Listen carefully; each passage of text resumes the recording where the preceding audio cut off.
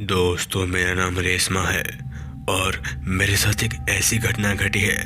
अगर आज भी जब मैं उस रात के बारे में सोचती हूँ तो मेरे रोंगटे खड़े हो जाते हैं।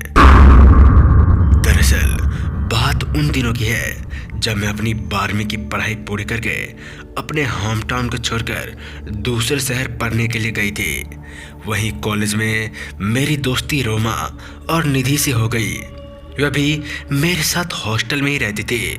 हमारी दोस्ती इतनी पक्की हो गई थी कि हम तीनों साथ कॉलेज जाते, बाहर घूमने के लिए जाते, पढ़ाई करते और खूब मस्ती भी करते। जून का महीना आने वाला था और हमारी परीक्षाएं भी समाप्त होने वाली थी और हमारी छुट्टियां भी होने वाली थी। ऐसे में घर जाने से पहले रोमा ने प्लान बनाया कि हम सब कहीं घूम कर आते हैं और वापस आते हुए सब अपने अपने घर निकल जाएंगे।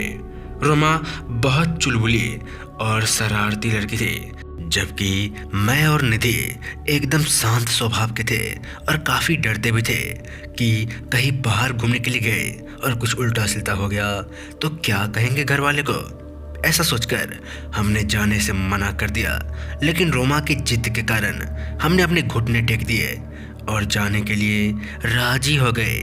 और अपने कॉलेज से करीब 50 किलोमीटर दूर एक जगह थी जहां घूमने लायक काफ़ी कुछ था।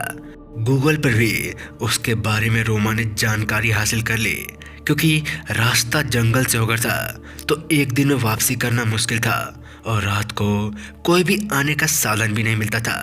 तो हमने विचार किया कि एक दिन वहाँ रुककर अगले दिन घूमकर शाम को वापस आ जाएंगे। हम जा तो रहे थे, लेकिन पता नहीं क्यों मेरे मन में अजीब सा डर लग रहा था। मन कर रहा था कि ना जाऊं, लेकिन रोमा की जिद और उससे प्यार के कारण ना चाहते हुए भी मैं मान गई थी। अगले दिन सुबह 8 बजे हम कैब करके वहाँ से निकल गए। वहाँ पहुँचते पहुँचते हमें लगभग 2 बज गए थे, क्योंकि रास्ता बेहद खराब था। कैब वाले ने हमें जंगल के बीचों बीच एक बड़ा रिजॉर्ट के सामने उतार दिया और कहा कि मैम, आपकी मंजिल आ गई है। और वह वहाँ से चला गया। मुझे बहुत अजीब लगा जब मैंने रिजॉर्ट को देखा तो वह बिल्कुल भूतिया किस्म का लग रहा था। एक तो जंगल के बीचों बीच, ऊपर से इतना डरावना, आसपास कोई भी व्यक्ति नहीं रहता था और ना ही कोई दुकान या मकान था। रोमा बहुत उत्साहित थी, निधि और मैं बहुत डरे हुए थे। मैंने रोमा से कहा, रोमा देख ये जगह मुझे कुछ सही नहीं लग रही।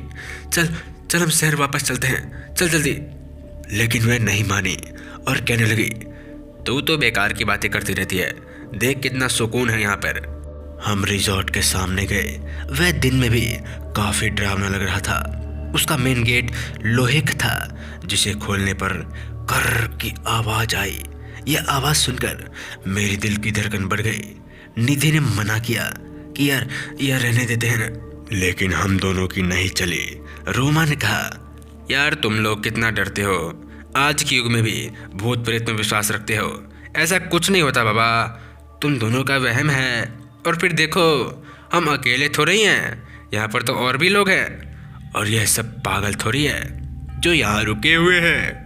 जब हमने अंदर देखा तो वाकई में बहुत लोग थे, लेकिन वे सब बहुत अजीब थे। कोई किसी से बात नहीं कर रहा था। सब लोगों ने जब हमको देखा तो सभी के चेहरे पर एक रहस्यमय मुस्कान तैर गई। हम रिसेप्शन पर गए, जहाँ पर एक बुजुर्ग महिला बैठी हुई थी।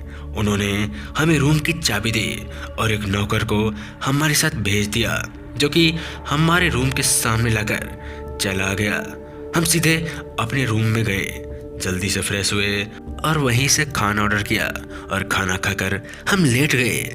हम इतना थक चुके थे कि हमें तुरंत नींद आ गई और हम सो गए। मेरी नींद तब खुली जब दरवाजे पर किसी के आने की आहट हुई। तो दोस्तों, कहानी यही तक थी। मिलते हैं इसके पार्ट 2 भाग में। तब तक के लिए जय हिंद, जय भारत।